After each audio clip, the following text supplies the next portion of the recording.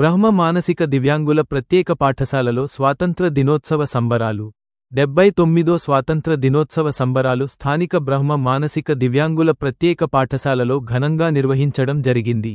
ఈ కార్యక్రమానికి దివ్యాంగుల సహాయ పేరెంట్ అసోసియేషన్ కార్యదర్శి సాయిబాబా మరియు ఉభయ దివ్యాంగుల అసోసియేషన్ ప్రెసిడెంట్ శ్రీనివాస్, జేజే బోర్డు మెంబర్ శ్రీమతి గిరిజ, పేరెంట్స్, పిల్లలు ఈ సంబరాలలో పాల్గొన్నారు. సమాజంలో మానసిక దివ్యాంగులు కూడా సమానమే అని వారి కుటుంబాలకి చేయూతనిచ్చి గౌరవించాలని దివ్యాంగుల సంఘం అధ్యక్షుడు శ్రీనివాస్ అన్నారు.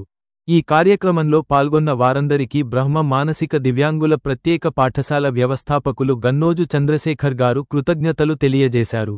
ఈ కార్యక్రమంలో ప్రిన్సిపాల్ సుజాత, పాఠశాల సిబ్బంది పాల్గొన్నారు. వివిధ పోటీలలో పాల్గొన్న విద్యార్థులందరికీ బహుమతులు అందజేశారు. వికలాంగత్వంతో ఎంతో బాధపడే వారు ప్రభుత్వం మద్దతు కల్పించాలని వికలాంగులు అప్లై చేయడం జరుగుతుంది.